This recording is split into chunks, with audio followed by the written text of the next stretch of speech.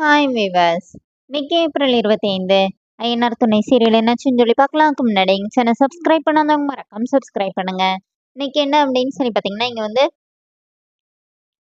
நிலா வந்து சேரன் கிட்ட வந்து கேட்குறாருல, உங்க அப்பா வந்து ஜெயிலுக்கு போனாரா, கொலை பண்ணியிருக்காரா அப்படின்னு சொல்லி கேட்கும்போது சேரன் என்ன சொல்றாருன்னா, இங்கே பாருமா, எங்க அப்பா ஜெயிலுக்கு போனதெல்லாம் உண்மைதான். ஆனால் அவர் கொலை பண்ணாரா இல்லையான்னு எங்க யாருக்குமே தெரியாது. எங்க அப்பாவுக்கும் அம்மாவுக்கும் மட்டும் தான் தெரியும். ஆனா ஊர்ல எல்லாரும் அப்படிதான் பேசிக்கிறாங்க அப்படின்னோடனே இப்ப நிலா அமைதியா வெளியில வந்து உட்கார்ந்துருக்குறாங்க. அங்க வந்து அவங்க அப்பா வந்து உட்காந்து குடிச்சிட்டு இருக்கிறாரு. அப்ப பீடி எடுக்கிறாரு, திரும்பி பார்க்கறாரு. இவ வேற இருக்காளான்னு சொல்லிட்டு தூர போட்டுட்டு இப்போ ஒரு பேப்பர் மாதிரி இருக்குது. அதை கொண்டு வந்து நிலா கிட்ட கொடுத்தானே நிலா பயப்படுறாங்க.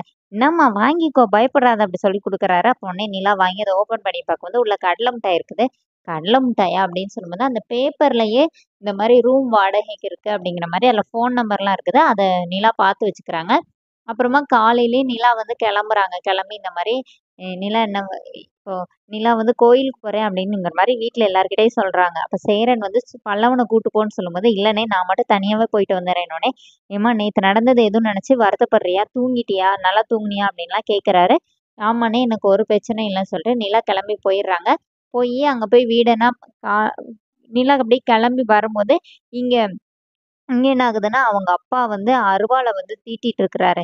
அத பார்த்தோனே நிலா பயப்படுறாங்க. ஒரே வெட்டு தான். அப்படியே 2 பொளக்க வேண்டாம் அப்படின்னு சொல்லிட்டு அவரு இது பண்ணிட்டு இருக்கிறாரு.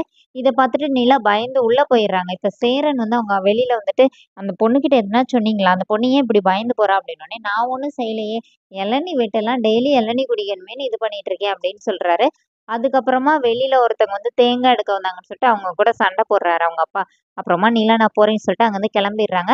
இங்க என்ன ஆகுது அப்படின்னா, நிலா போய் வீடெல்லாம் பார்த்துட்டு அதுக்கு டோக்கன் அட்வான்ஸ்லாம் போட்டு வர்றாங்க. இங்க சோழன் வந்து சேரன் கிட்ட மன்னிப்பு கேட்குறாரு. "நான் தெரியாம அடிச்சுட்டேனே, நான் வேணும்னேலாம் அடிக்கல. இந்த மாரி நான் முன்னாடி நம்ம சின்ன பிள்ளையா இருக்கும்போது அப்பா ஜெயிலுக்கு போயிட்டு வந்தனால யாருமே நம்ம எதுக்குமே சேர்த்துக்க மாட்டாங்க.